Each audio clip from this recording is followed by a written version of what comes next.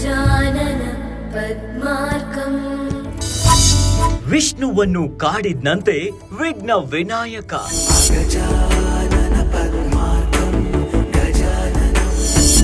ಮೋದಕ ಪ್ರಿಯನಿಂದ ಹರಿಗೂ ಪಶ್ಚಾತ್ತಾಪ.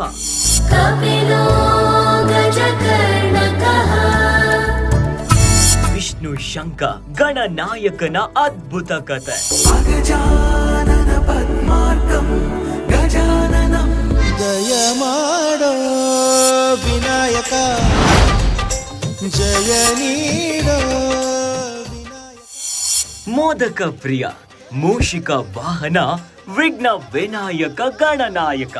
ನಮ್ಮ ಗಣೇಶನಿಗೆ ಒಂದ ಎರಡ ಹೆಸರುಗಳು. ಪುರಾಣದ ಪುಟಗಳನ್ನ ತೆಗೆದ್ರೆ ಅಲ್ಲಿ ಅದ್ಭುತ ಕಥೆಗಳು ತೆರೆದುಕೊಳ್ಳುತ್ತೆ. ಅದೇ ರೀತಿ ವಿಷ್ಣುವಿಗೂ ಕಾಡಿದ್ದ ಗಣಪ ಹರಿಗೂ ಪಶ್ಚಾತ್ತಾಪವನ್ನ ಮಾಡಿದ್ನಂತೆ.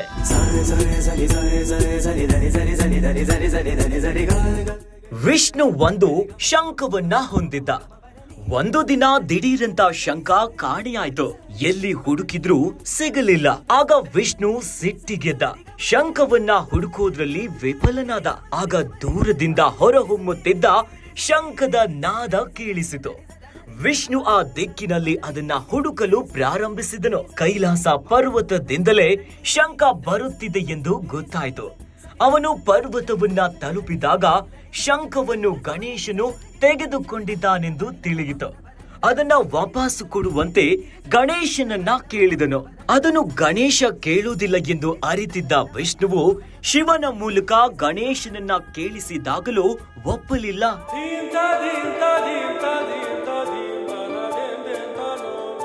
ಗಣೇಶನನ್ನು ಒಪ್ಪಿಸಿಕೊಳ್ಳುವ ಏಕೈಕ ಮಾರ್ಗವೆಂದರೆ ಅದು ಪೂಜೆ ಎಂಬುದು ವಿಷ್ಣುವಿಗೂ ಗೊತ್ತಿತ್ತು. ಆದ್ದರಿಂದ ವಿಷ್ಣು ವಿನಾಯಕನನ್ನ ಪೂಜೆ ಮಾಡಿದ. ಪೂಜೆಗೆ ಬೇಕಾದ ಎಲ್ಲ ವಸ್ತುಗಳನ್ನ ತಂದು ಗಣೇಶನನ್ನ ಹೃದಯದಿಂದ ಪೂಜಿಸಿದರು. ಇದನ್ನು ನೋಡಿದ ಗಣೇಶನಿಗೆ ತುಂಬಾ ಸಂತೋಷವಾಯಿತು. ಆಗ ಅವನು ವಿಷ್ಣುವಿನ ಶಂಖವನ್ನ ಹಿಂದಿರುಗಿಸಿದ ಅನ್ನೋದು ಪುರಾಣ ಹೇಳುತ್ತೆ.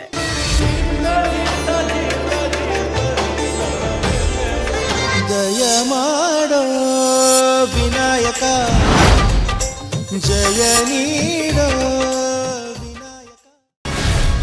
ಗ್ಯಾರಂಟಿ ನ್ಯೂಸ್, ಸುದ್ದಿ ಖಚಿತ, ನ್ಯಾಯ ನಿಶ್ಚಿತ.